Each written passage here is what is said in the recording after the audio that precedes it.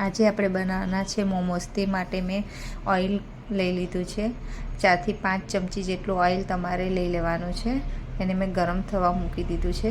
ત્યાર પછી મેં ગાજર, કોબીસ અને ઓનિયન્સને ઝીણા ઝીણા ચોપ કરી લીધા છે ચોપર મશીનમાં. મીઠું મેં પહેલેથી જ અંદર એડ કરી લીધું છે. આ રીતે આપણે એને સોતે કરી લેવાના છે. તમે ઓઇલની જગ્યાએ બટર પણ લઈ શકો છો, પણ મેં અત્યારે ઓઇલમાં બનાવેલું છે.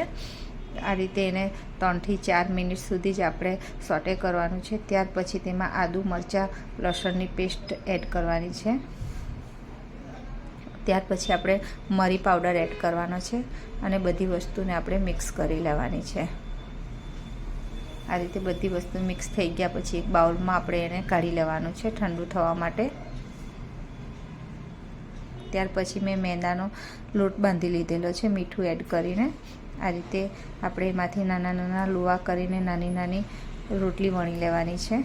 જેટલી પતલી વણાય એટલી તમારે પતલી જ વણવાની છે. આ રીતે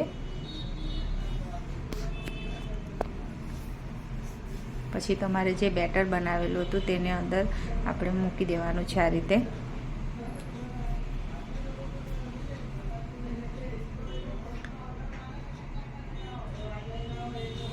બેટર મુકાઈ જાય પછી તમારે એને મોદક શેપ આપી દેવાનો છે. આ રીતે આપણે જે મોદક બનાવીએ છીએ તે રીતે તમારે શેપ આપવાનો છે. અત્યારે મેં નોર્મલ શેપ આપેલો છે, તમે કોઈ પણ શેપ આપી શકો છો.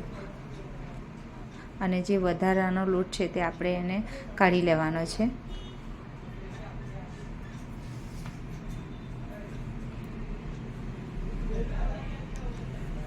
આ રીતે આપણા બધા મોમોસ તૈયાર થઈ જાય છે. અને મેં ઇડલી સ્ટેન્ડ લીધું છે. આ ઇડલી સ્ટેન્ડની અંદર મેં ઓઇલ લગાવી લીધેલું છે બધી સાઈડથી, જેનાથી શું થાય છે કે મોમોઝ આપણા એકબીજા સાથે ચોંટી નથી જતા અને ઇઝીથી આપણે એને બહાર કાઢી શકીએ છીએ. આ રીતે આપણા બધા મોમોઝને આપણે ઇડલી સ્ટેન્ડમાં મૂકી દેવાના છે અને એને 15 થી 20 મિનિટ સુધી આપણે થવા દેવાનું છે. ઉપરથી પણ તમે ઓઇલ એડ કરી શકો છો. આ રીતે એ ઓપ્શન છે. આ રીતે એને 15 થી 20 મિનિટ થવા દેવાનું છે. આ રીતે આપણા મોમોસ તૈયાર થઈ જાય છે.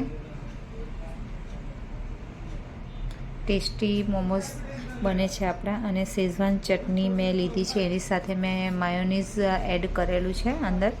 આ રીતે આપણા વેજ મોમોસ તૈયાર થઈ જાય છે.